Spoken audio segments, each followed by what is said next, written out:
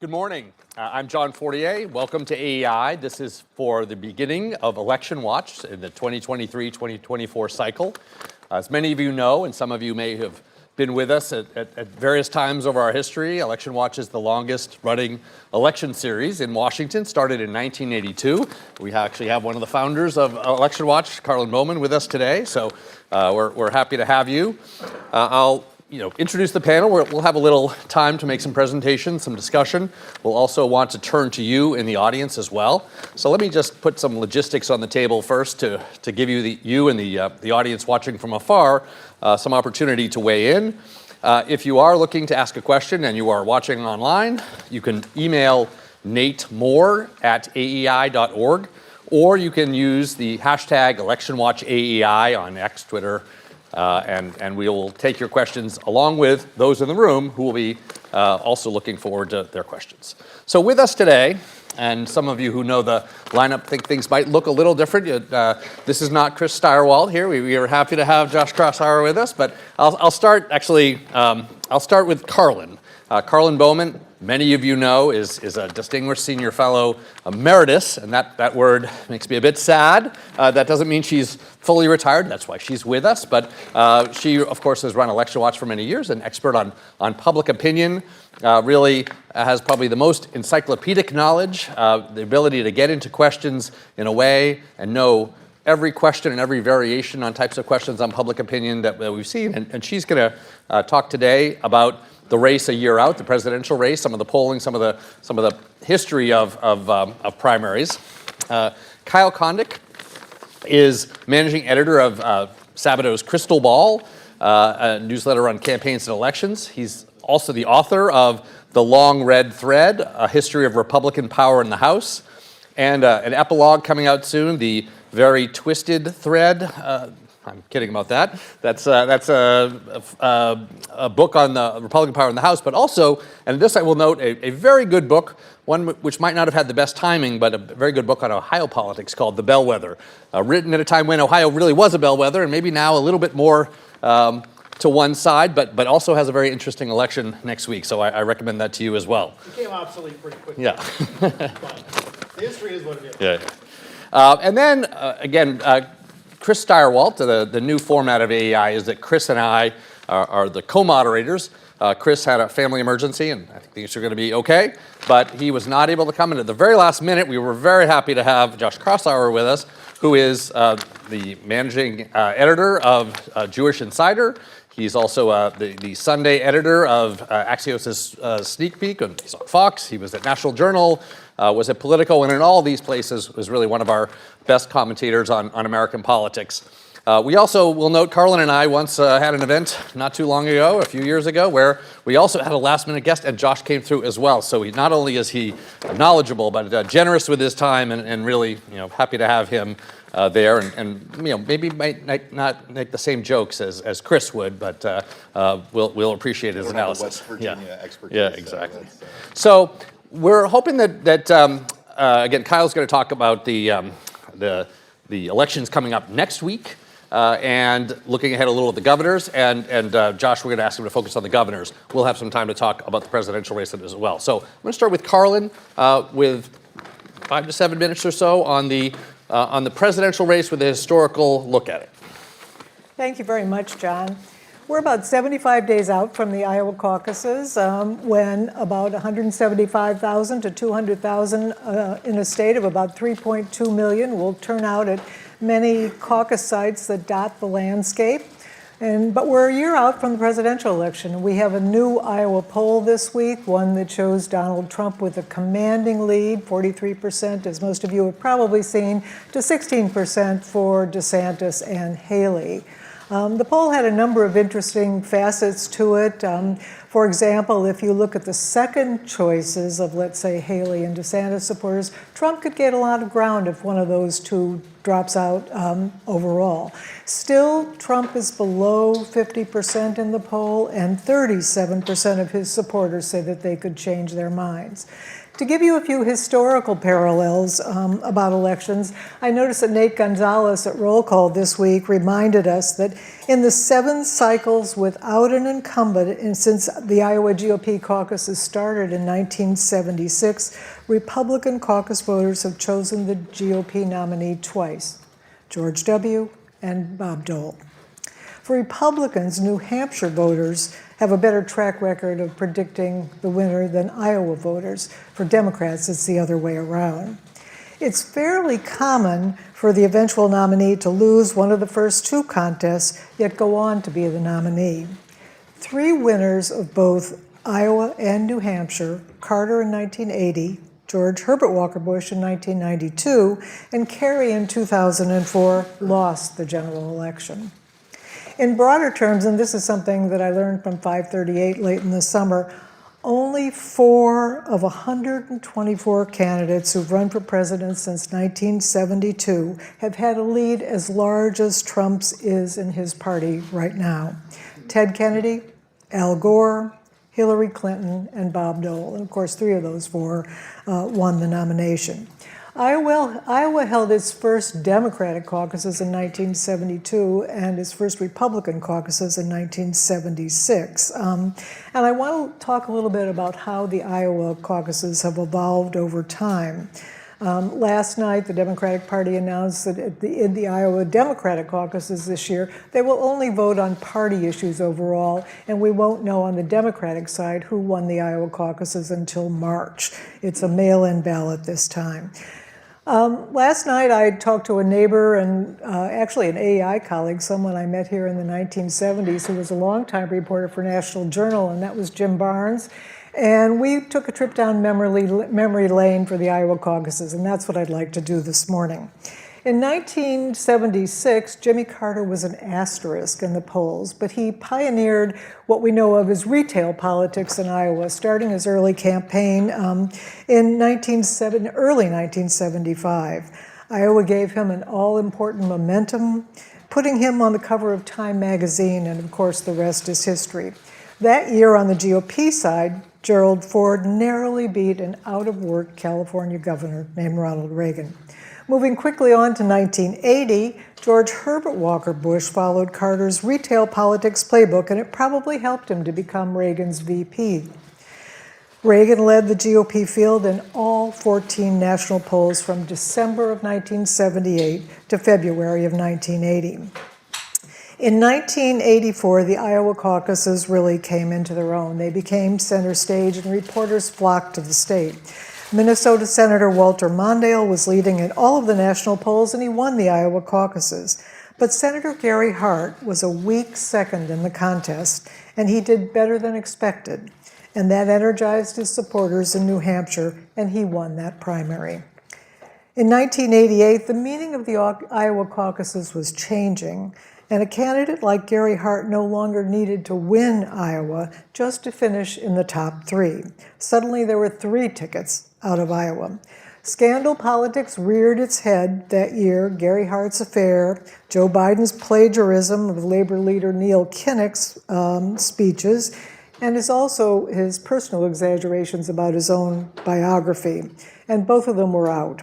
The eventual nominee, Governor Mike Dukakis, took 3rd place in Iowa behind Gephardt and also Senator Simon. On the GOP side, we saw the importance of the evangelical support in Iowa when a televangelist named Pat Robertson beat a sitting VP in Iowa, George Herbert Walker Bush. Dole won the contest with Robertson in 2nd place. A footnote to 1988. An obscure New York State real estate developer named Donald Trump announced that he was thinking about running for president that year. He ran full-page ads in the New York Times, the Washington Post, and the Wall Street Journal. And a draft Trump movement started that year in New Hampshire. But Trump tapped down the sentiments, and in October he announced he would not be a candidate in 1988. But what's interesting about the kinds of things that he was talking about, he excoriated Reagan's trade policies and He was very upset about the amount of foreign aid that we were sending abroad. But on the Republican side in that candidate, Pat Buchanan almost won New Hampshire overall. On the Democratic side in 1992, everyone announced late on the Democratic side in the afterglow of the early success of the first Gulf War. Bill Clinton didn't announce until October 3rd. Dems voted for their home state Senator Tom Harkin, followed by uncommitted and Senator Paul Tsongas, and finally Bill Clinton. Tsongas won New Hampshire, but Clinton was the comeback kid and the race was off. On the Republican side that year, as I suggested, Pat Buchanan almost won in New Hampshire. In 1996, Clinton was unopposed, and Bob Dole, who'd run twice before, won Iowa, but Buchanan won New Hampshire. And that, I think, reminds us that the character of these two states are very different. In the lineup that year, it was Dole, Buchanan, and Steve Forbes. By 2000, the Iowa caucuses had become so important that a summer event, the Iowa straw poll, assumed critical importance. Candidates who many thought would pose a challenge to the national poll frontrunner, who at that point was George W. Bush, such as Senators Elizabeth Dole, Lamar Alexander, and former VP Dan Quayle, actually folded their candidacies before the caucuses because of their poor showings in the straw poll. George W. Bush won that contest. Supporters of Al Gore had a strong lead over Senator Bill Bradley, who was more of a Washington favorite, and Gore had solid union support that was also important in Iowa. In 2004, Vermont Governor Howard Dean was ahead of Massachusetts Senator John Kerry in Iowa, but the final poll had both Kerry and Senator John Edwards surging ahead, so things can happen in the last minute in Iowa. Dean ran into trouble toward the end of that campaign when an old video appeared of him disparaging the Iowa caucuses, and then he openly criticized someone in a town hall meeting. Without a strong front runner, a late-breaking event in Iowa can sink one candidacy and launch another. In 2008, the Des Moines Register poll superstar Ann Stelzer noticed something very unusual in her polling. An unheard of 50% of likely caucus goers said that they would be first-time attenders. Turnout soared in that campaign on the Democrat to about 240,000 Iowans who participated in the caucuses, and they were Iowa supporters. Her final poll predicted that he would win the caucuses. Obama was a senator then who hadn't even finished his first term. His victory showed again how important organizing is in Ohio. With his candidacy, we are also seeing a strong progressive drift of the Democratic Party. On the GOP side, Governor of Arkansas, Mike Huckabee, once again used the retail model with organized campaigning among Iowa's all-important evangelical vote in churches and among homeschoolers. He was clearly gaining over Romney in Iowa in the fall. Some candidates, like John McCain, the GOP's eventual nominee, just simply skipped Iowa. And that year, if you remember, Rudy Giuliani led in the national polls, but he skipped Iowa and New Hampshire to concentrate on Florida, where he ended up coming in third place. In 2012, in the straw poll, it once again upset the dynamics of the contest. Romney and Minnesota Governor Tim Pawlenty were supposed to do well, but a young Minnesota congresswoman named Michelle Bachmann won the straw poll contest. Senator Rick Santorum was tapping into the evangelical network once again, and he surged in the last few days to win. If you looked at the polls earlier, he wouldn't have even appeared in the top tier. Santorum won, followed by Romney. In the open contest of 2016, Hillary and Bernie battled to a draw, and Bernie then swamped her in New Hampshire. We heard a lot about conspiracies on both sides in that contest because Hillary ended up winning by 0.3 of a percentage point, and there was a call for a recount in that campaign, but the Democratic Party said no.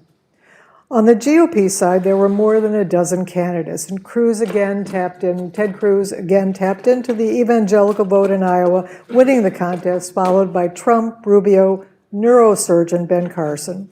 Rubio led in all the early national polls in 2016, and then Jeb led in 2014 and 2015.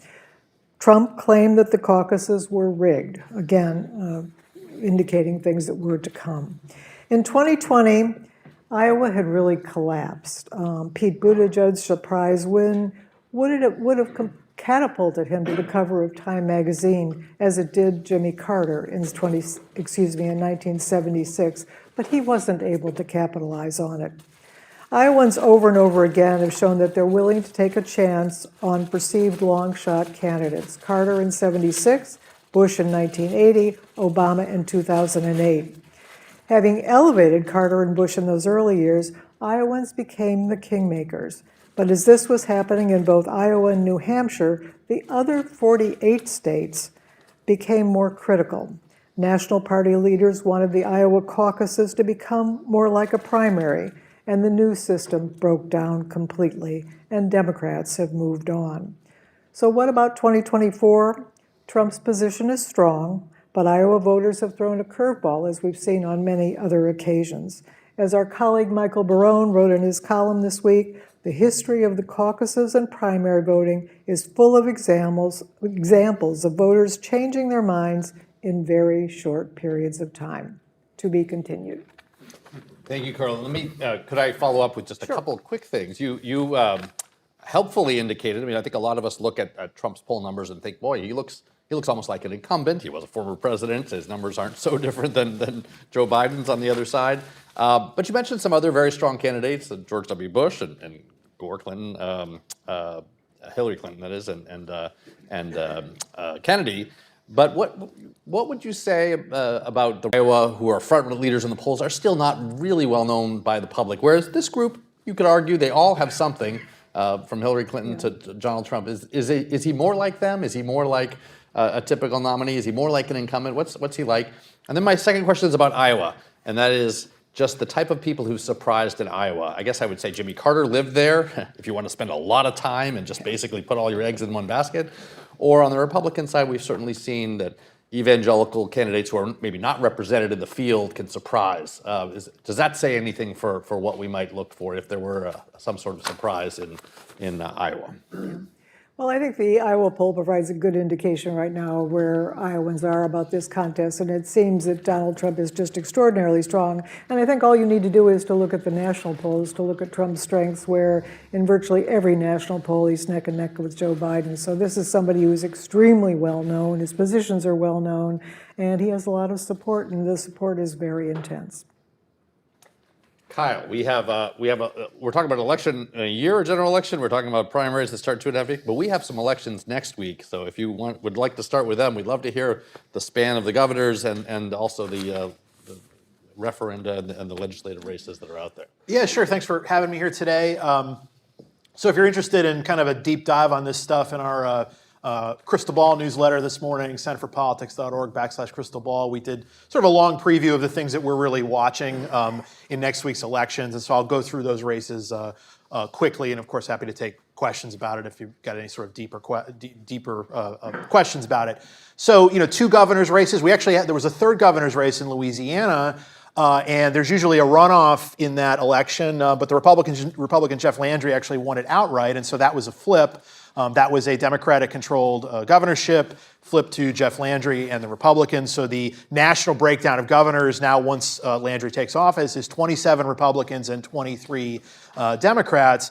And also what that did was it matched up Louisiana's gubernatorial partisanship with its presidential partisanship. And that sort of story of presidential results becoming more predictive down the ballot, it's certainly true for the House and Senate, where the correlation between House and Senate results is basically the highest it's been in modern history. Each election, the number seems to inch up higher and higher.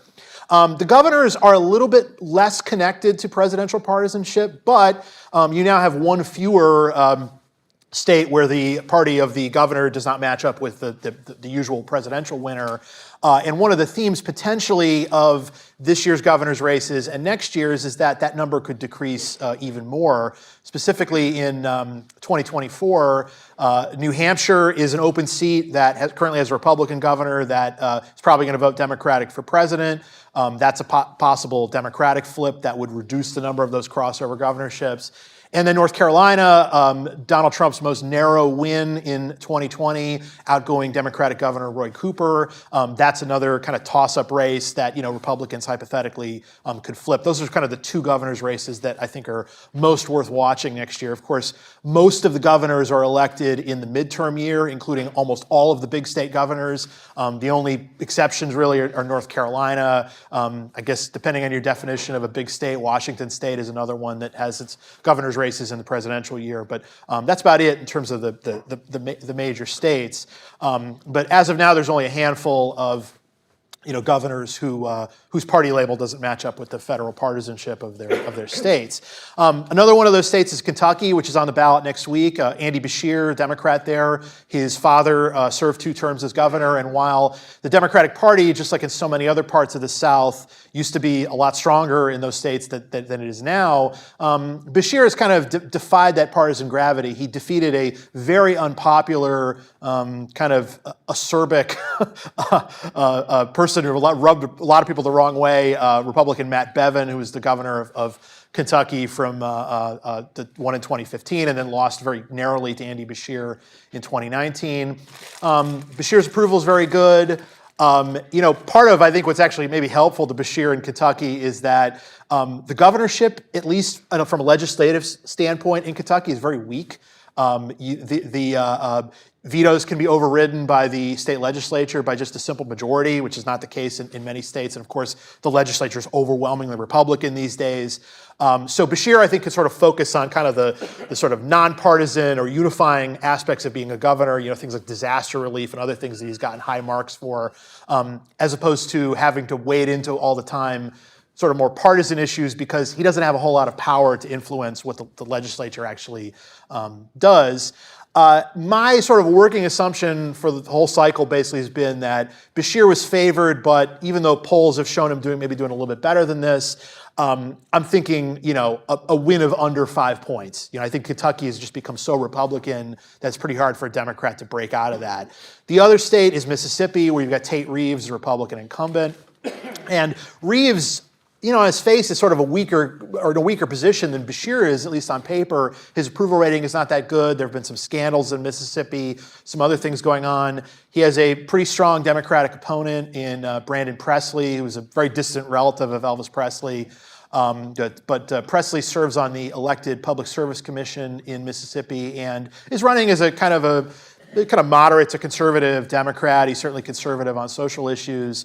And he's trying to kind of break through in this state where Democrats have kind of a high floor just because the black vote is a significant share of the electorate, but the white vote is so heavily Republican that it's very hard for a Democrat to actually win statewide. There has been some buzz about that race. My understanding is that there's polls that show it almost tied, up to polls showing Reeves up high single digits. What I'm sort of expecting is a sort of a modest victory by Tate Reeves. And so, but that's a place where you could watch for an upset. And one thing to compare on election night is, does Beshear win by more, or does Reeves win by more, or does one of them end up losing? And that will be kind of a way of gauging, which party had a better evening when you compare those two states. Of course, it's kind of unfair to Democrats to be judging them on, like Kentucky and Mississippi, because of course at the federal level, both of those states are very Republican, but you can only deal with the states you got on the calendar. And, people like me, we're hungry for election results. We'll take whatever we can get. And so, those are the two governor's races we have to watch. Handful of other places we're watching. Virginia's state legislative races are next week.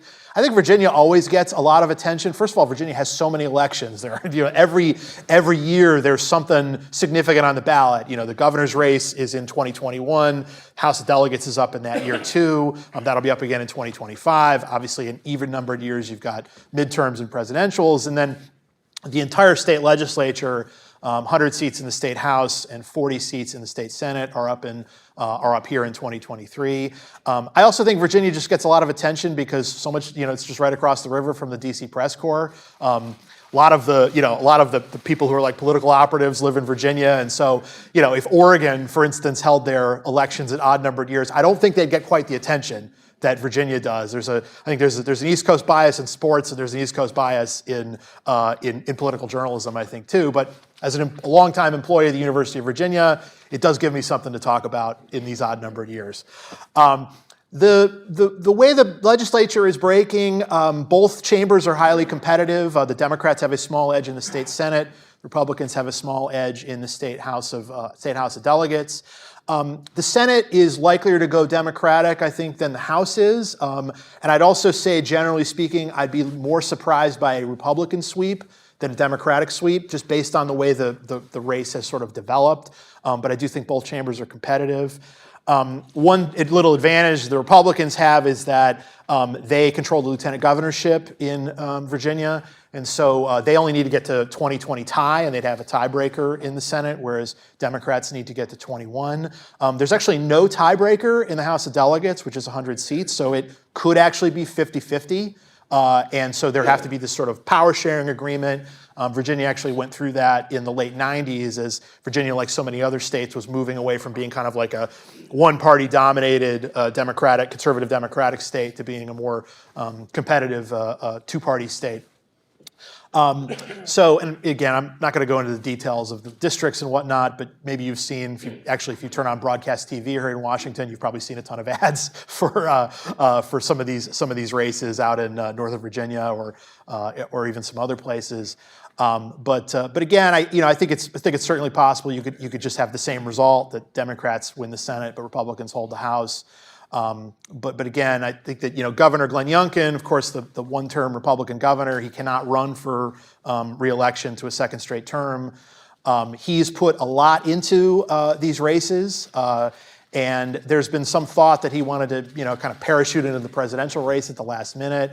I do think that the idea that, obviously for Virginia, it'd be a huge deal and hugely important if Republicans won both chambers of the legislature. That would change the governing structure. Youngkin could get more of his agenda passed in the last 2 years. But the idea that Youngkin could, that Republicans could win the state legislature and the whole country would stand up and take notice, and that there'd be this this outpouring from rank and file Republican voters that they want to draft Youngkin as the presidential nominee, it just seems a little unrealistic to me. Actually, more than a little unrealistic. I do think that the pundit class, of which I'm a part, and elites in the Republican Party would certainly take notice. But if Youngkin were to get in the presidential race, I don't think he would surge in the polls because of whatever would happen in Virginia or something like that. The other things that I'm really closely watching, my home state of Ohio has a abortion rights referendum, a constitutional amendment that's kind of like what passed in Michigan in 2022. I think it's probably on track to pass, although one little wild card is that Governor Mike DeWine, Republican, has been in office for a long time, been in elected politics for a long time. He's very popular in Ohio, and he's taken sort of the lead as being against what's called Issue 1 in Ohio, articulating the anti-abortion rights position.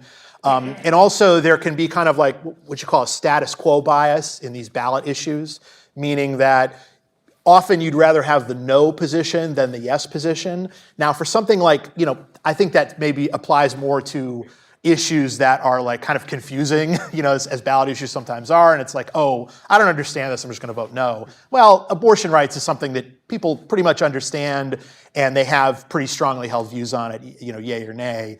So that's probably less of an issue. But Governor DeWine's very involved, and he's a very good spokesperson for the anti-abortion rights side. And so if there is an upset, I think DeWine would be a big part of the reason why that might happen. One other race that I think is maybe a little bit more under the radar that I think is of interest is the Pennsylvania State Supreme Court. That court has vacancy right now, Democratic held seat that's on the ballot next week. It's a 4-2 Democratic controlled court, so the party control of the court would not change even if Republicans win. But there have been a lot of election-related lawsuits and back and forth in Pennsylvania, and there have been some decisions where one of the current Democratic justices has sided with the two Republicans, and there probably will be a bunch of other election-related court battles in Pennsylvania over the next year. And if the Republicans win that seat next week, that might make some of those decisions harder to predict in terms of how they might turn out. We just had the Wisconsin State Supreme Court switch from Republican to Democratic. It's technically a nonpartisan court, but everyone knows the score on that.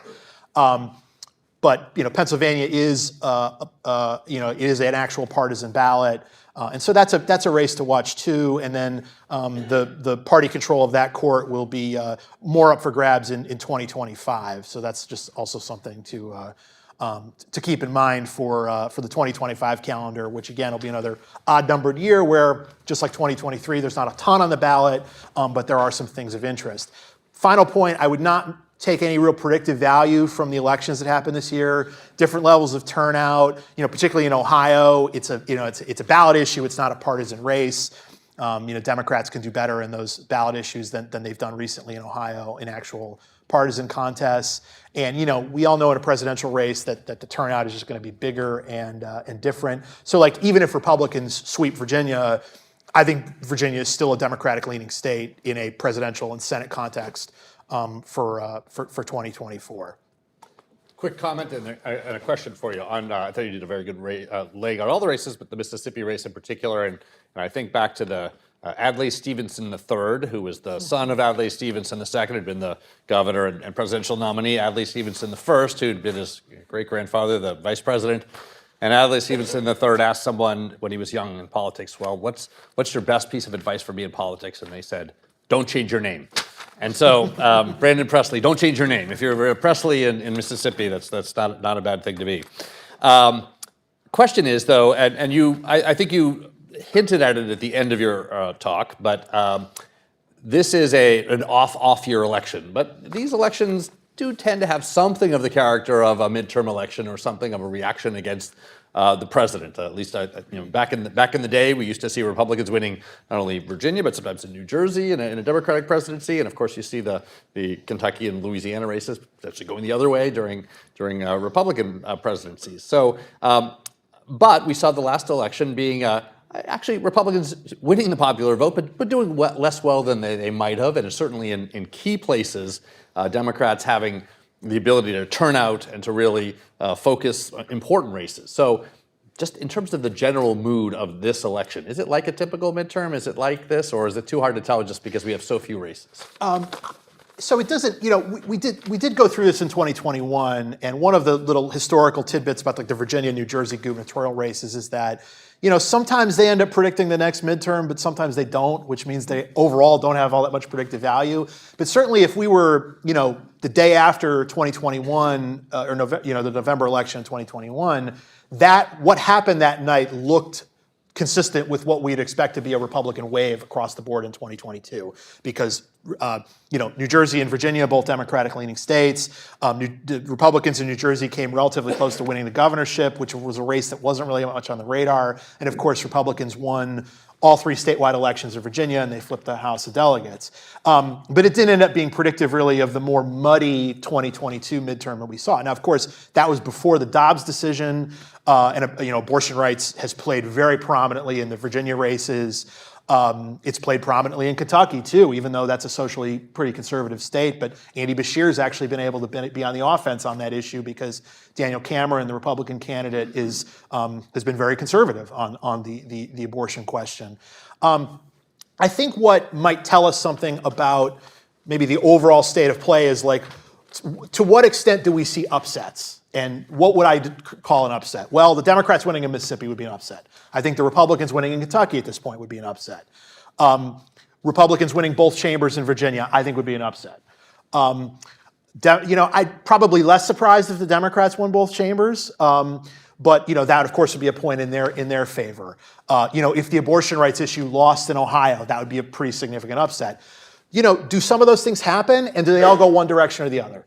And if they do happen and they're all pointing one way or the other, maybe that does tell us something more broadly about what's going on. I mean, one one of the sort of confounding things out there is that, okay, so Biden's numbers are bad. You'd think that in an election like this, it would just break against the White House, but that was not consistently the case in 2022, and it doesn't seem like it's going to be the case here in 2023, at least not consistently across the board. We also have seen, there have been a lot of special elections this year, a handful for US House, but more so for like state legislative races and whatever. And sometimes if you aggregate the trends of those races, it could tell you something about the political environment. And Democrats generally have been doing pretty well in those races in aggregate, which was not the case in the 2021 calendar year. But you have confounding things there too. I mean, the Democrats just laid a total egg in Louisiana. Now, granted, not a friendly state, but I think also they were sort of counting on there being a runoff that we would be here talking about if it actually had happened. But the Republican was able to get by, and Democratic turnout was really terrible in that state. But so, again, think about what the upsets might be, and if they all break in one way or the other, maybe that says something. I'm going to turn to Josh, but let me just do a quick reminder. Again, we're going to turn to questions after Josh, and then I speak, and we have some time to talk about it amongst ourselves. If you want to ask a question, obviously those in the room will call on you, but those watching, you can submit your questions by emailing nate.moore@aei.org or with the hashtag ElectionWatchAEI on X or Twitter. Josh. Well, thanks, John. First off, thanks to everyone here for inviting me. I'm not Chris Starwalt. I don't have the West Virginia aphorisms that Chris brings to the table, but I will try to do my best to kind of give a breakdown about the Senate map. And this is just a fascinating, as someone who's covered elections, been on the ground in all the battlegrounds going back 2 decades, this is one of the more fascinating election years because you have among the most historically friendly Republican maps in my memory, maybe 2008 in the other direction was as friendly to one party in terms of just the number of seats up and the number of vulnerable senators in one party. But this is a map that tilts very much in the Republicans' favor, and it's one where to win the majority, all Republicans need to do is win in states where Donald Trump won by 8 or more points in the last presidential election. West Virginia, Ohio, as Kyle knows very well, and Montana. And then there's a whole long list of purple states, of battlegrounds that are going to be very, very competitive in all likelihood come next year. I want to open by talking about the themes, talking about the questions I have as a reporter and analyst, looking at the map, looking at the big macro indicators for 2024, and then I'll go into some of the biggest races and the candidates and the things I'm looking at in all those individual states. Number one, the first question is, what role is the president's job approval going to have on the overall environment? Because these days in politics, it used to be when I was on the campaign trail, I would really pay a lot of attention to who was the better candidate, who gave the better stump speech, who was a better debater, all the micro indicators about candidate quality, which in Senate races where you get a lot of national attention on all these races, that stuff matters. We're in a much more nationalized political environment where I think we have the data here. If you have the list of Senate races, only 3 of the Democratic seats, the ones I mentioned, were ones that voted for Trump in 2020. Not a single one of the Republicans who are up for re-election in 2024 voted for Biden. The number of split ticket districts, if we went all the way down to the House level, is at an all-time or near all-time low. So these days, we're the red and the blue team. It doesn't matter whether you have, or it doesn't matter as much if you have a weak candidate, because as long as you're, waving the Trump flag or waving the Biden flag, you're going to win over, in most cases, the vast majority of voters on those respective sides. Now, 2018, the last time these senators were up for election, the last time these states were in cycle, you actually had Democrats that broke that dynamic, that broke that trend. Sherrod Brown, one of the most liberal Democrats in the Senate, was able to win a state that Trump carried by 8 points, I think, 9 points in 2020. John Tester, one of the most well-liked Democrats with a buzz cut and a populist kind of attitude and governing record, was able to win I guess that was the third time in a red state like Montana. And Joe Manchin, which Chris can give you all the intricacies about West Virginia politics, but West Virginia is now the most pro-Trump state on the political map. And Joe Manchin, nonetheless, even though he faced a pretty credible challenge in 2018, still won in a competitive race. My own read is that I think we're even more tribal, we're even more polarized, the politics is even more nationalized than it was back in 2018. So, the big question is, do the fundamentals matter? Do the political fundamentals of how many votes Trump gets, how many votes Biden gets? Is that ultimately the thing that matters in these big races? Or is incumbency still a factor? Can Sherrod Brown still pull some of those Youngstown voters, the blue collar voters that often may have, been more conservative culturally, but really liked his progressive economic message? Can John Tester, translate his personal likability into those crossover votes that he's gotten in the past, and down the line? The other big theme and the other big question that I have when it comes to the 2024 Senate map is, can Republicans nominate mainstream candidates? Can they as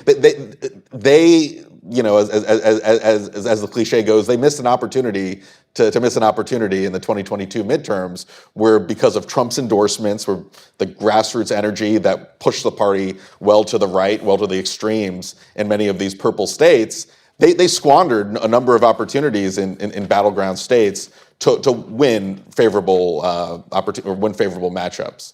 And Republicans, the former senator who ran the Senate campaign committee in 2022, Rick Scott, decided he didn't want to get involved he didn't want to choose candidates, he didn't want to endorse candidates, he didn't want to give money or even put the finger on the scale in any of these big primaries that help nominate maybe more mainstream, more electable candidates. But that's changed in 2024. So the new chairman of the National Republican Senatorial Committee is a guy named Steve Daines. He's from Montana, which happens to be one of the biggest battlegrounds on this map.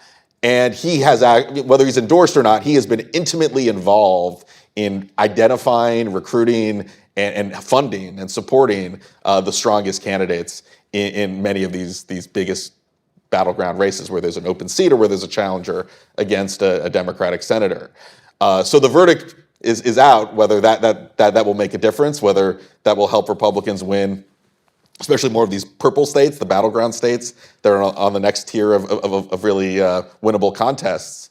But look, the rap against Republicans in 2022 was that even though we are polarized, even though everything is nationalized, if you really want to test voters like disgust and really want to test their limits at nominating someone who's just not good at politics and takes extreme positions well to the right of the average voter in their states, you can lose winnable races. You can lose winnable seats. And that's been an ongoing theme, actually, not just in 2022, but for some time for Republicans. Going back to the Tea Party, actually, movement's beginnings in 2010, where Harry Reid was able to survive in large part because the Tea Party and the grassroots space pushed the nominees too far to the right and nominated unelectable candidates.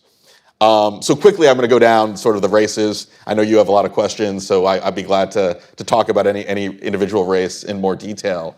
But the way I look at the map, here's the math. Republicans need at least one to win one net seat, and probably will need two net pickups from Democratic-held seats to get a Senate majority. It's 51 Democrats if you include Bernie and Angus King in the Democratic side. You got 48 Republicans, and you've got Kyrsten Sinema, who's hanging out in her own way on the independent space. And her seat she's up for re-election. She hasn't made a decision whether she's going to be running again this time.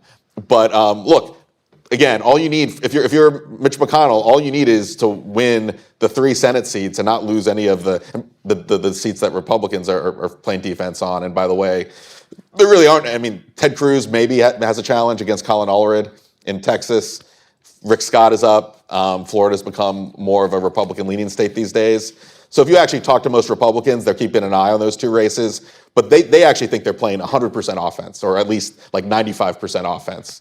So usually you have to worry about playing defense, and then you try to pick up more seats. The way Republicans and Democrats both, frankly, look at the map is Democrats want to pour all their money to play defense in these states where Democrats are up for re-election and Republicans think most of the money is going to be going on offense in the purple states and the red states. So 3 seats, if all Republicans need to do is win 2 of the 3 seats in states that Trump carried. So let's go West Virginia.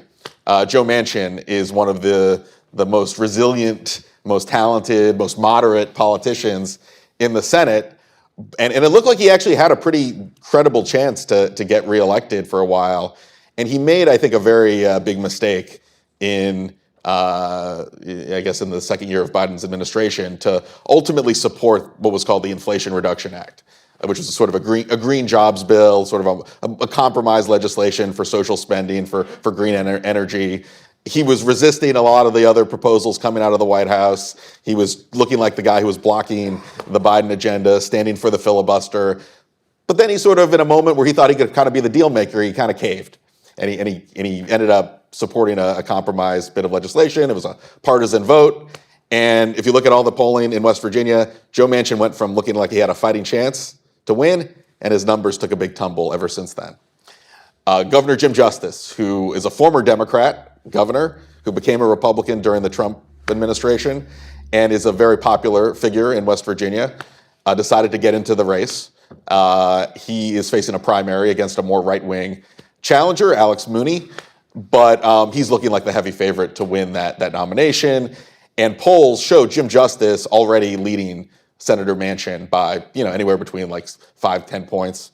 A pretty good place to be if you're a challenger to an incumbent. So Manchin hasn't decided whether he's even going to run for re-election.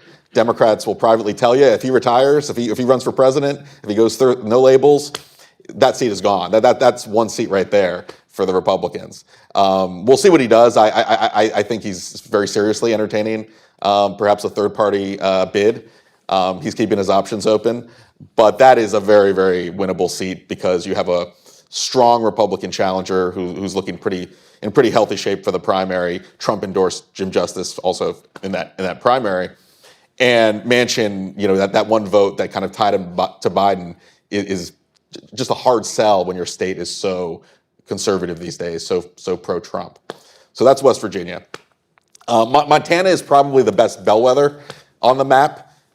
Steve Daines has a vested interest in turning the seat that John Tester holds into the Republican column. It's kind of interesting because Tester still is very popular. If you look at the polls, even Republicans will tell you Tester's numbers are still quite good in Montana on a personal level. The goal, as Republicans are going to be advertising throughout the rest of the country in these battleground states, is that it doesn't matter whether you like your senator, it matters whether you agree with him on a lot of these national issues. Daines recruited a businessman, a decorated military veteran, a Purple Heart recipient by the name of Tim Sheehy, who is raising big money. He's sort of out of central casting. No one knows who he is really in Montana yet, but he's the kind of candidate that shows the power of recruiting when you get your hands dirty, when you identify candidates that are potentially good prospects. This is the kind of guy whose resume looks like it's very strong for a Senate race. He's never run for office though, so that's a big question mark. And he has a potential primary challenge in a guy named Matt Rosendale, who was one of the 8, I think as Kevin McCarthy called them, the hateful 8, who ousted him from the speakership. He is one of the most right-wing, kind of isolationist, populist, anti-establishment Republicans who represents half of Montana in the House. And he's been sort of lurking out there, saying he might run in the primary. He's not getting a whole lot of outside support. I think he's actually doing it to try to push Tim Sheehy to the right, kind of almost do what AOC did to Chuck Schumer in 2022 and say you might run and hope that your challenger is going to kind of actually adopt your positions to the right. But he's still a possible primary opponent. And if he was the nominee, he already lost to John Tester in 2018. And most Republicans view him as a problematic candidate that could actually hand John Tester that Senate seat. So that's Montana. I think whoever wins Montana is going to win the Senate. If Republicans win Montana, if Tim Sheehy's the nominee and he's the next senator, that's ballgame for the Republicans. Ohio is an interesting state, and I know Kyle. I actually talked to Kyle to get my best intel out of Ohio. He literally wrote the book on Ohio politics. But Sherrod Brown is sort of this conundrum because he's been one of the most talented politicians in recent Ohio history, and yet he's the only Democrat standing, right? He's the only statewide Democrat that has managed to kind of survive all the transition from Ohio becoming a swing state, a bellwether, to a much more Trump-friendly state. Republicans have a wide open primary between a bunch of candidates of different ideological stripes. I think the front runner will be Bernie Moreno, who is a businessman. He owns he owned an auto dealership. He's a wealthy man who can self-fund a campaign, and he's more importantly, close to Donald Trump. And I wouldn't be surprised if he gets Donald Trump's endorsement at some point. His daughter is actually married to one of Donald Trump's former staffers, now Congressman Max Miller. So Moreno is running against some more moderate, I would call them a little more moderate candidates in that field, but I think he is the guy to watch in that Republican primary. Really quickly, because I know we want to get to your questions, and I don't want to go. There's still a lot of very interesting purple states on this Senate map that Republicans are challenging. The big ones to watch that are left are Nevada, Arizona, Pennsylvania, and Michigan. Wisconsin maybe on the outer edge of that purple state battleground map. Really quickly, Kyrsten Sinema, it could be a three-way race in Arizona. Carrie Lake, it looks like, is going to be the Republican nominee. She's extremely unpopular. She divides the Republican Party. And the most telling data out of Arizona in recent weeks is that Sinema actually takes more votes away from the Republican, from Carrie Lake, because there still are a lot of McCain Republicans. Arizona has a unique kind of sense of extremes, but it also has a lot of moderates in the suburban Phoenix, Scottsdale area. And they like Sinema, but they don't like Carrie Lake, and they may vote for the Democrat, Ruben Gallego, who's a pretty liberal congressman, and looks like he'll be the Democratic nominee in that race. So the big question in Arizona, does Sinema run? Is she going to be an independent candidate? And if she does, where does that vote come from? Pennsylvania is going to be an interesting race. Bob Casey is the senator, Democrat. His name is famous in Pennsylvania political circles. Republicans, and this is a real credit to Steve Daines, the NRSC chairman, doesn't look like Dave McCormick is going to have a primary challenge. He ran for Senate against Dr. Oz and a few others last time. He is very wealthy. He's a former hedge fund co-CEO. He's very well connected in Pennsylvania and business circles. But the most important dynamic in that race is that everyone from the most moderate members of the Pennsylvania congressional delegation to the Freedom Caucus chair, Scott Perry, are rallying behind Dave McCormick, and they're not opposing him. They're all getting behind his campaign because they understand what happens when you have someone like Doug Mastriano, who was the very right-wing gubernatorial nominee, and how that brings the whole party down when you have someone of that extreme nature as the head of your ticket. So in every other state, you're seeing primaries that are dragging the party to the right. In Pennsylvania, McCormick has a distinct advantage right now because he can run that general election. He can sound like a more kind of moderate, pragmatic candidate, and he has a lot of money to spend as well. So Casey, I think, is a pretty well-liked incumbent, but McCormick is got a lot of advantages in that Pennsylvania Senate race, and it's one that Mitch McConnell put at the top of his list when he was asked about sort of his best pickup opportunities for Republicans. And then finally, Nevada. Nevada's always a battleground. Jackie Rosen is a one-term senator, not that well known. She's sort of getting her name out there in Nevada Democratic circles. The leading Republican candidate is also a military veteran who suffered some serious injuries when he fought in Afghanistan, by the name of Sam Brown. That's going to be a big race, a big battleground. I expect that to go down to the wire, as a lot of these Nevada statewide races have in recent years. And then Michigan, which is sort of it was kind of the Lucy in the football state for Republicans, where the party doesn't know how to stop shooting itself in the foot. The state party, they literally out-extreme each other to the point where they cost themselves numerous House races in 2022, the governorship and the state legislature. One branch, at least one branch of the state legislature in Michigan, because they just honestly were nominated some of the craziest, as my old boss Charlie Cook once said, you couldn't come up with a more exotic candidate list than the Michigan Republicans have had in recent years. Democratic nominee is likely going to be Congresswoman Alyssa Slotkin, who's a very talented, moderate national security kind of expert. and she's won some very tough races in the House. Republicans actually have done a better job, though, avoiding some of the pitfalls of their candidate selection in Michigan. And they have Mike Rogers, who many of you may know from his perch on the House Intel Committee back in his time in Congress. He's a CNN commentator. He's pretty mainstream, pretty moderate. He's trying to run a little more to the right now that he's a Senate candidate. But if he gets the nomination, he would be a very, very strong candidate. Peter Meyer apparently is looking at that race and maybe getting in pretty soon, and that would not be great news if that moderate vote gets split. If Republicans want to win the seat, at least, it wouldn't be good news if you have the moderate or more mainstream vote get split between those two candidates. And you also have a more Trumpy candidate, James Craig, who is the former police chief of Detroit. So how that primary goes, if Republicans can get someone more mainstream in that race, that'll tell you a whole lot about their ability to go on offense in these purple states, or states that Democrats have done quite well in recently. But the math is pretty, all they need is really one or two net seats to pick up. And they've got a lot of opportunities. All of these races, I would say, are either toss-ups or just maybe slight advantages to the Democrats at best. So there's a lot of states where Republicans are going on offense. There'll be a lot of money where Democrats are playing defense. And it sets up the possibility that we could have a Senate that goes Republican, but a House where the dysfunction is all over the place on the Republican side, go in the other direction. Thank you, Josh. And you anticipated my follow-up questions about purple states and also potential places where Democrats could pick up seats. So I think we'll move on to the House.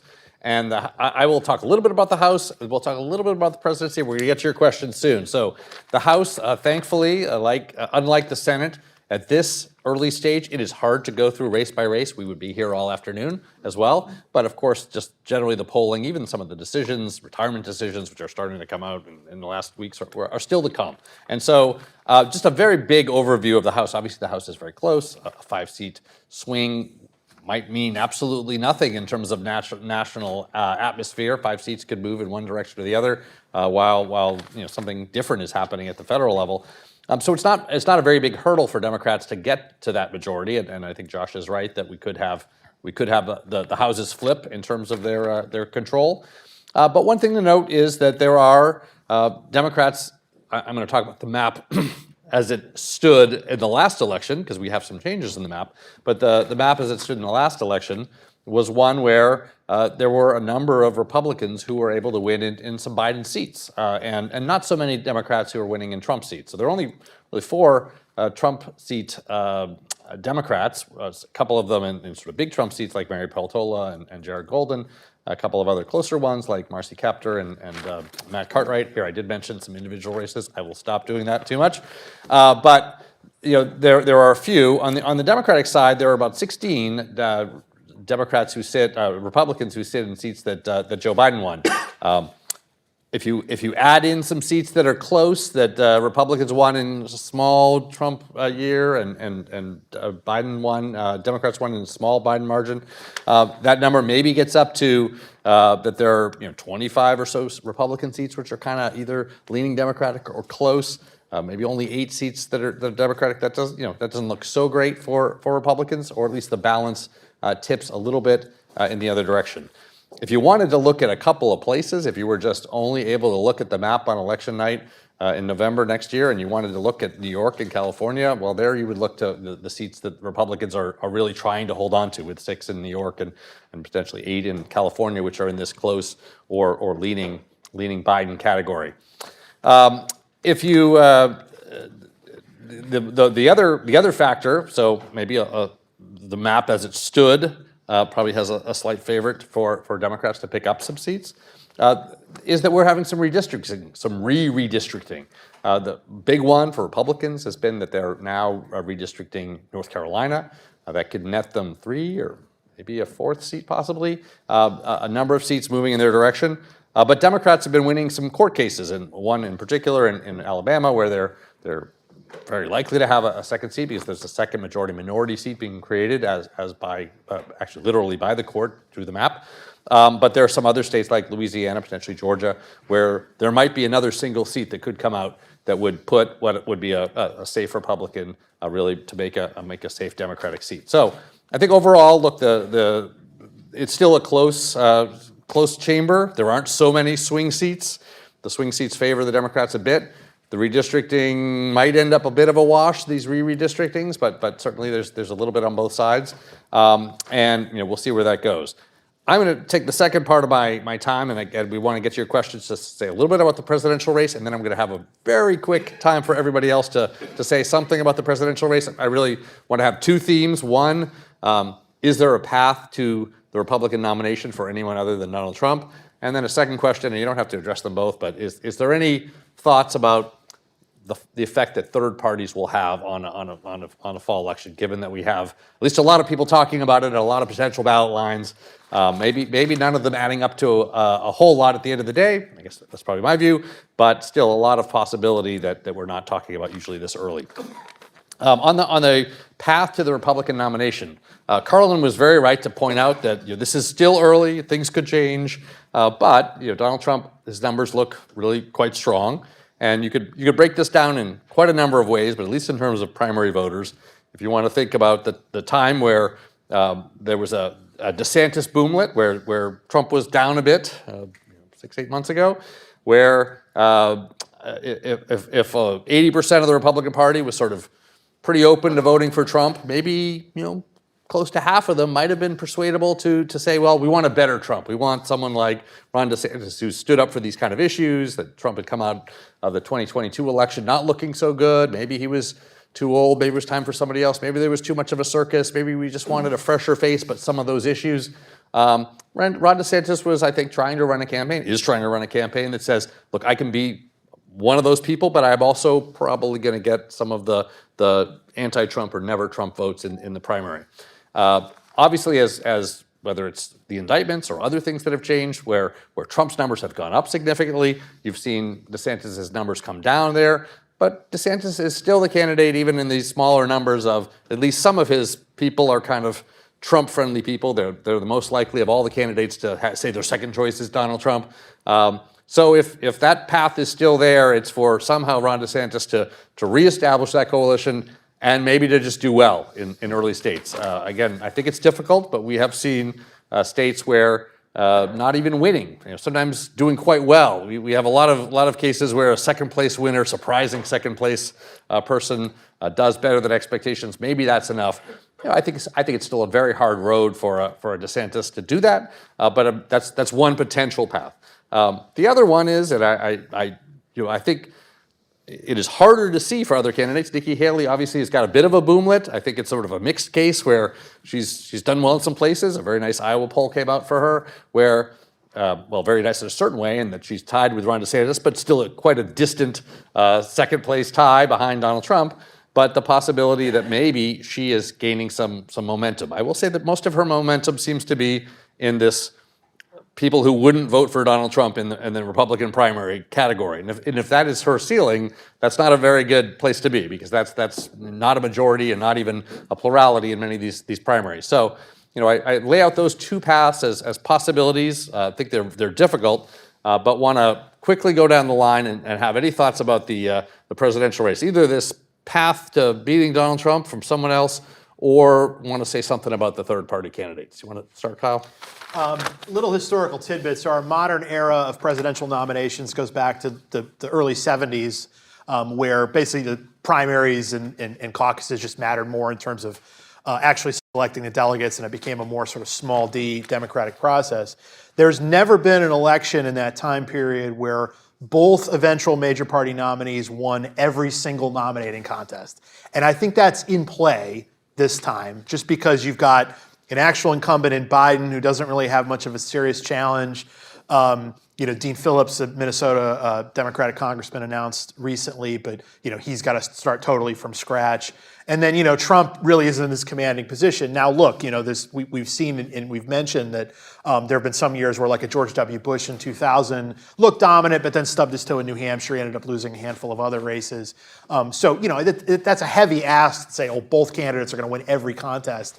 But it is in play, I think, given the strong position that both of them hold. And so, we've been waiting months and months and months for, hey, what Republican is going to really step up and challenge Trump? And if anything, Trump's position has been like getting a little bit better as opposed to getting a little bit worse. And given that both Biden and Trump are such known commodities, I don't necessarily know why you would think that either of them would like collapse at some point, particularly Trump, who is the non-incumbent and has all of this seemingly obvious baggage. Biden's got baggage too, but Trump's got all these legal problems and whatnot. But there's been no real sign of erosion. So just a little historical tidbit to keep in mind that as much as we're talking about the possibility of this thing becoming competitive, really competitive, particularly on the Republican side, there's a chance that it's actually historically uncompetitive on both sides. Carla?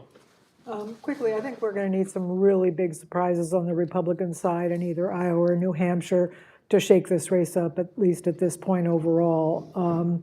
And it's possible. I don't see the evidence of it right now, but that could change the trajectory of this race, I think, overall.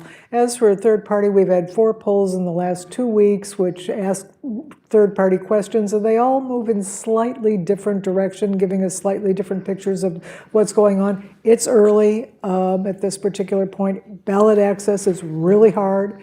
And so I think in terms of a third party, I'm in the wait and see mode on that. Look, Trump is a dominant figure in the Republican Party. He's like a former president running, and I think the Iowa polls are just almost as formidable, as showing his standing being quite solid as they are nationally. I mean, I talked to the DeSantis campaign last month, and they were privately saying that they're putting all their chips in the Iowa basket.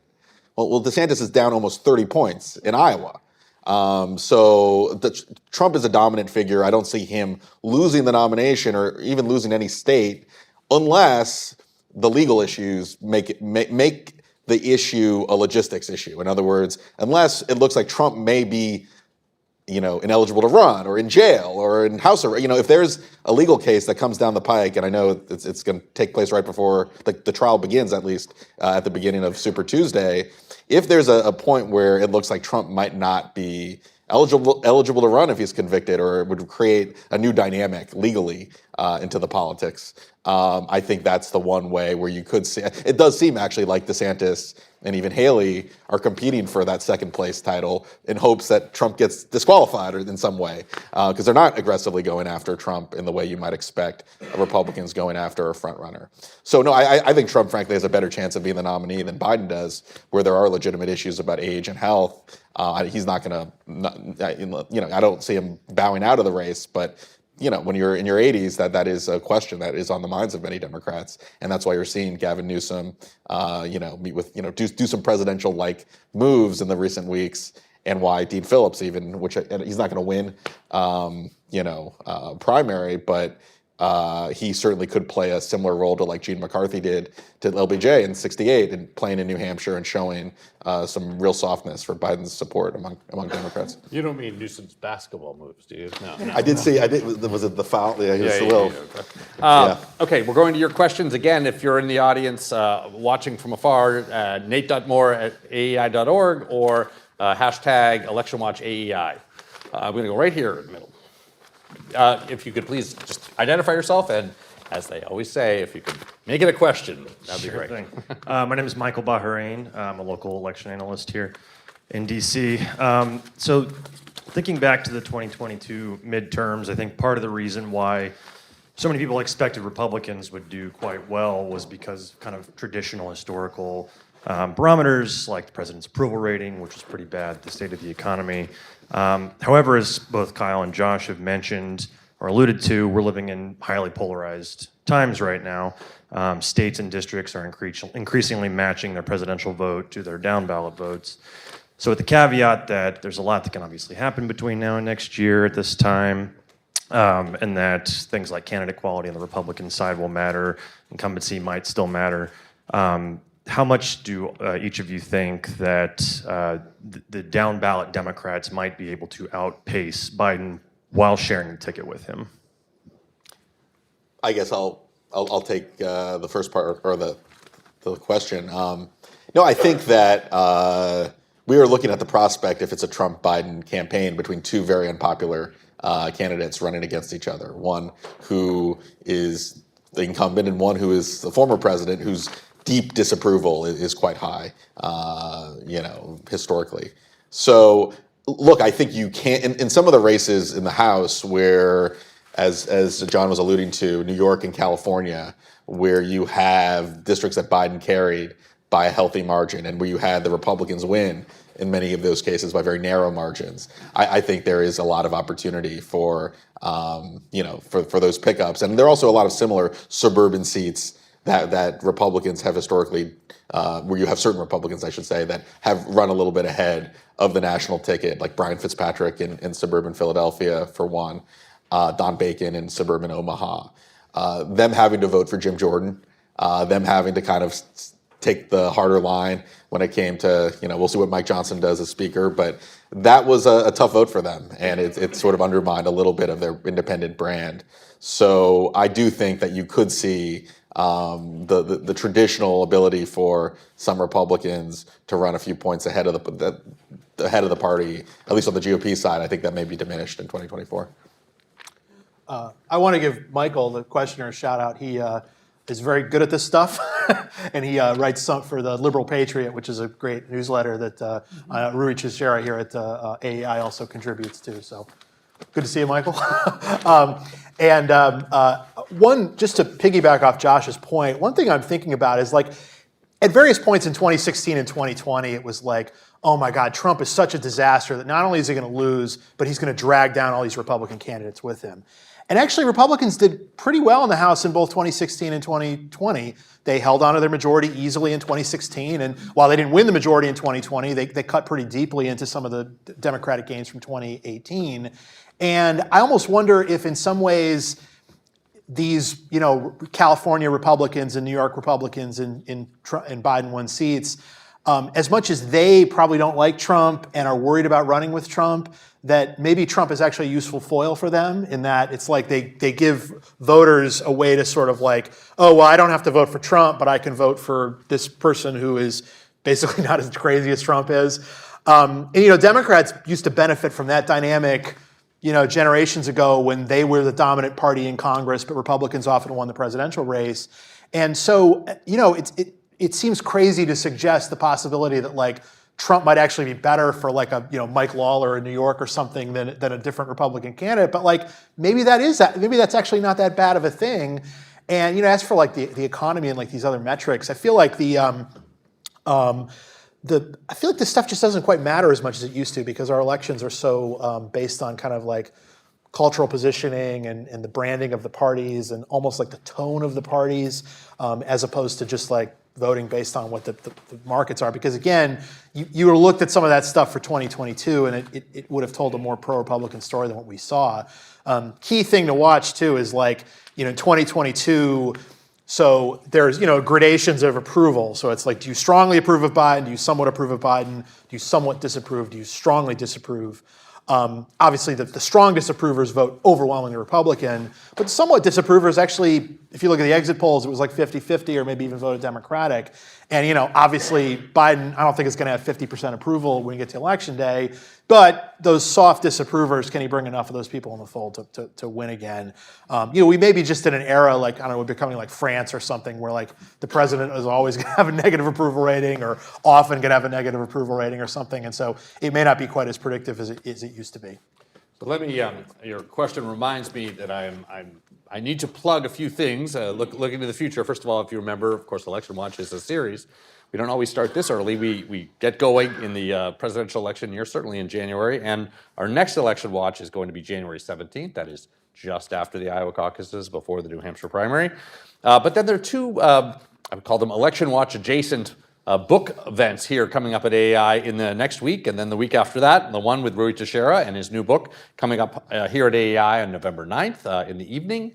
And then again with Patrick Ruffini of Echelon Insights, who actually is a former AEI person himself early in his career, with an event on November 16th where Carlin and I and Rui will be part of that discussion of those books. So if you're interested in politics, interested in Election Watch, there's more in the next couple of weeks, and then of course there's more coming in the series next year. So let me turn. Do we have? Do you want to go? We're going to go to Nate Moore with some questions coming in from afar. We've received a few online questions about the war in Israel and how that might impact the Republican primary and down the line whether different blocks of voters might be moving around prior to the general election.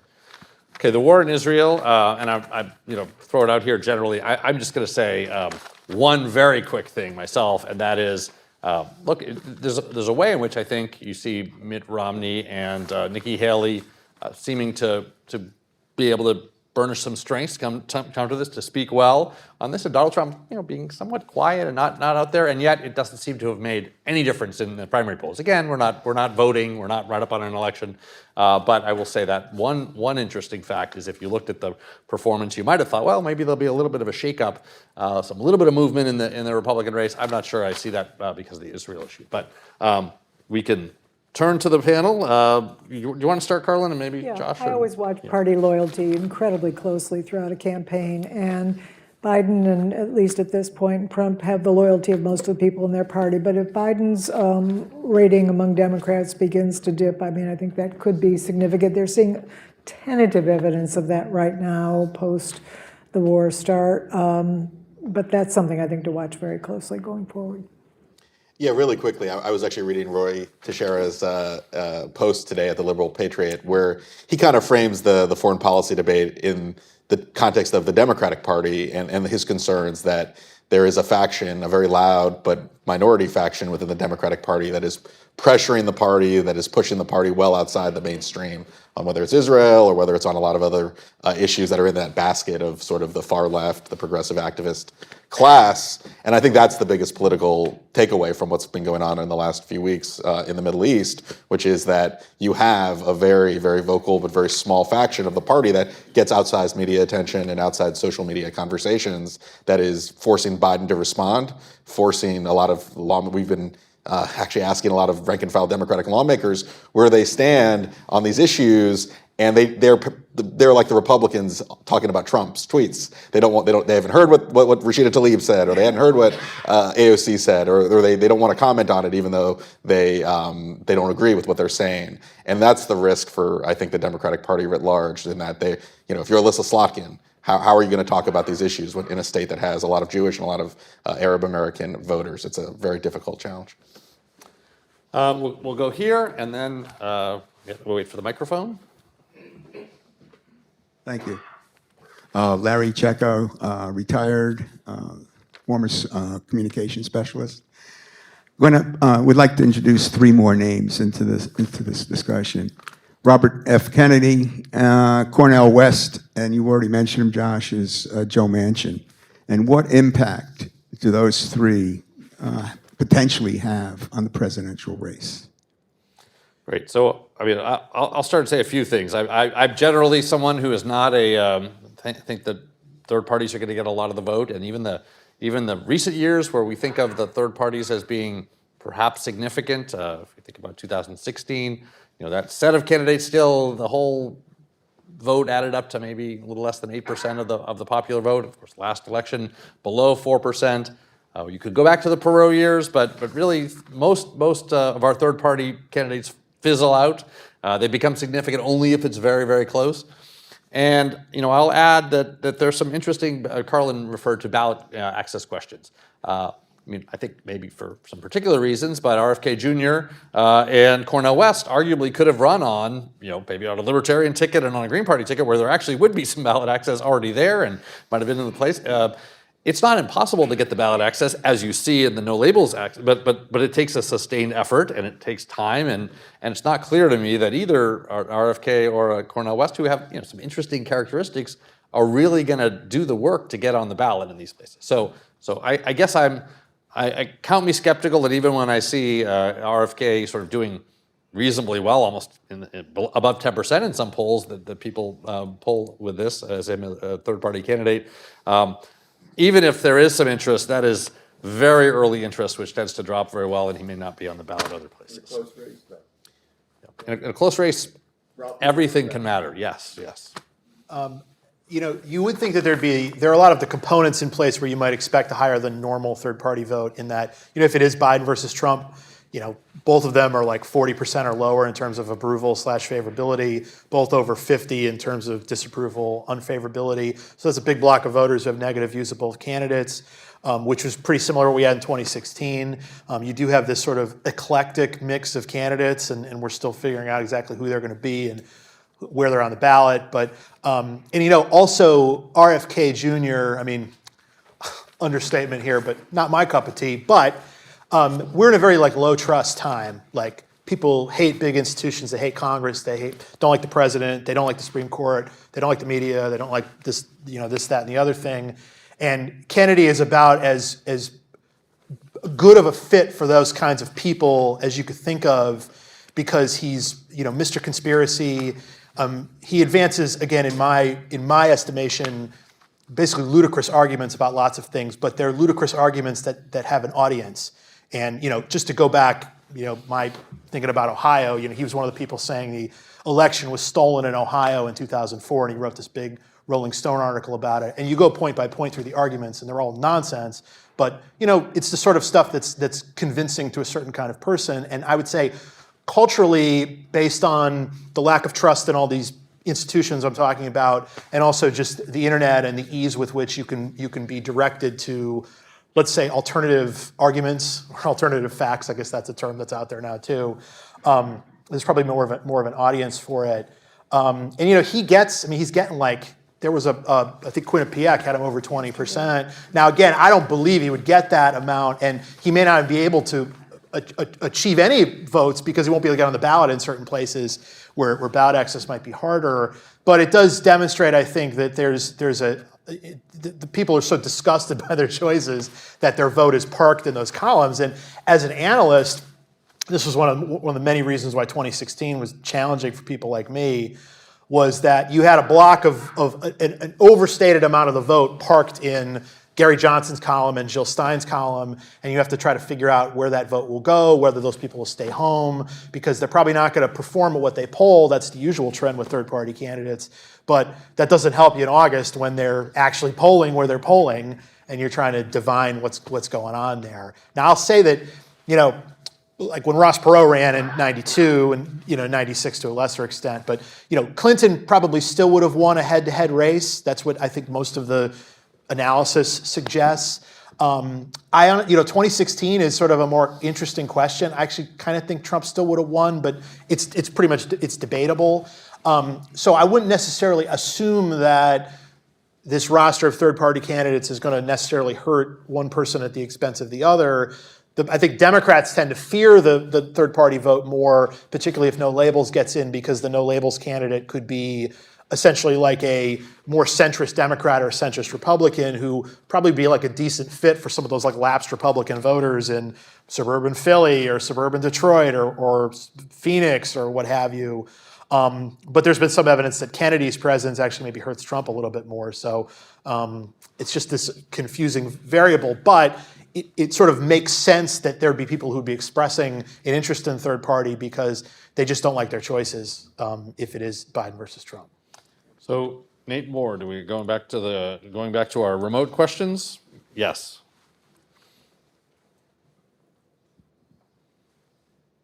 We've also received a few online questions about how much abortion will continue to influence the presidential election. The abortion issue. Carla, do you want to start there? Well, we're all watching Ohio, obviously, very, very closely, and I think our panelists have talked about it. One of the continuing important findings in public opinion polls is the importance of choice. You see it when people are asked and told that smoking is terrible for you, but people still want to make those choices for themselves, and they want their choices respected.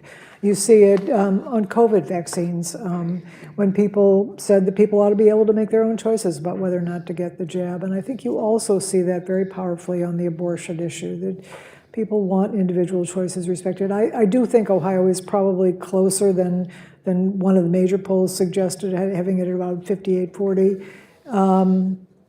But, it is going to be on the ballot in a number of issues. Interestingly, in Florida, where it'll probably appear on the ballot, they've taken some lessons already from Ohio and sort of narrow the broad scope of the Ohio referendum. Governor Wines talked about that. He said it's a little too radical for the state of Ohio, and Florida's responded to that in the way they're crafting their languages to address the issue of parental rights and concerns about that issue going forward. But it'll be a very, very powerful issue going forward. Does it trump inflation for suburban women?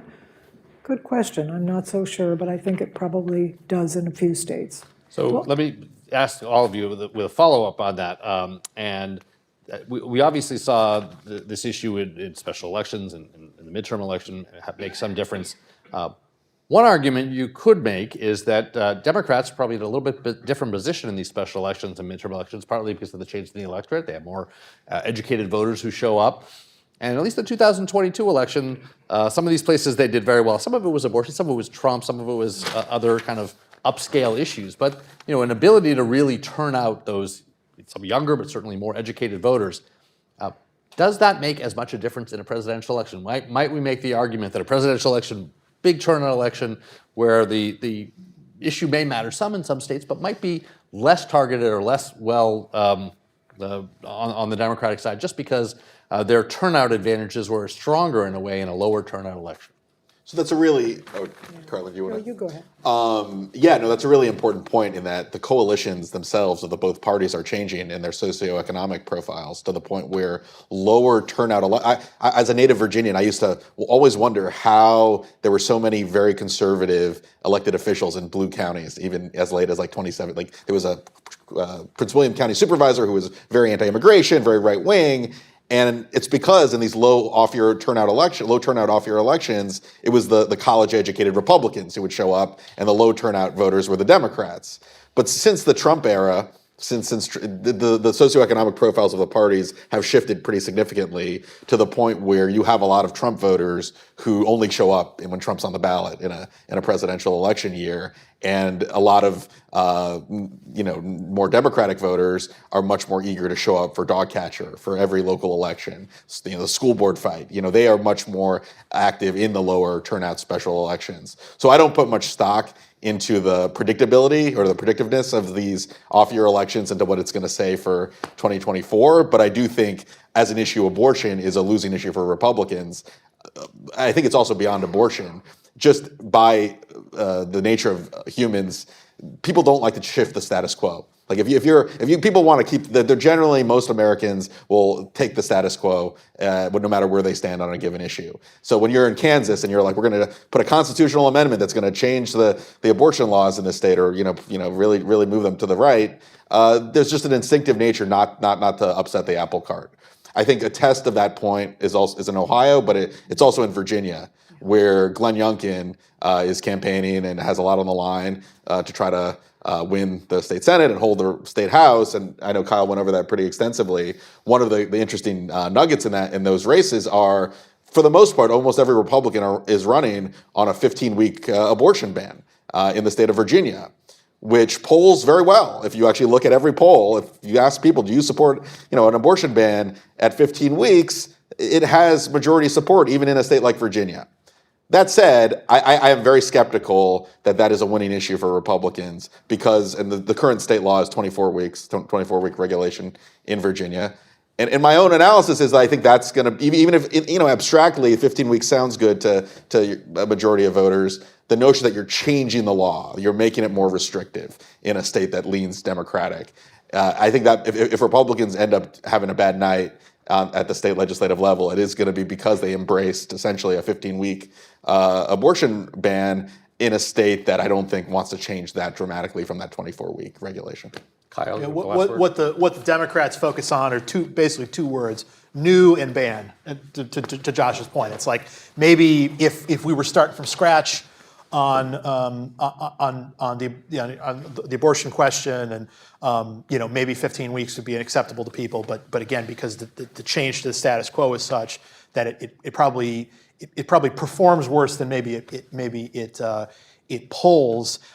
As to this sort of turnout question, there's been some interesting reporting and polling. Nate Cohn just said something in the New York Times about it, and then a little while back, maybe a few months ago, I think it was Equus, one of the big research firms on Latino voting, had this really excellent report about the 2022 election. Apologies if I'm attributing it to them; it was somebody else.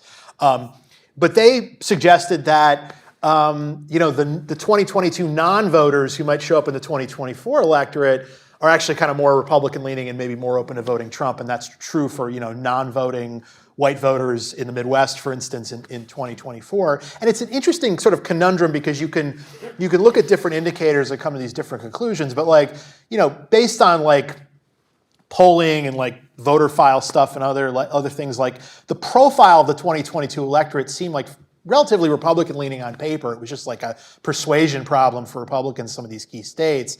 But on the other hand, you look at some of this polling info and it's like, oh, well, there's this whole group of people who didn't vote in 22 who are going to come out in 24 who actually might be a little bit Republican-leaning. So I don't quite know what to make of that because, again, these things you can look at them and they kind of conflict with one another.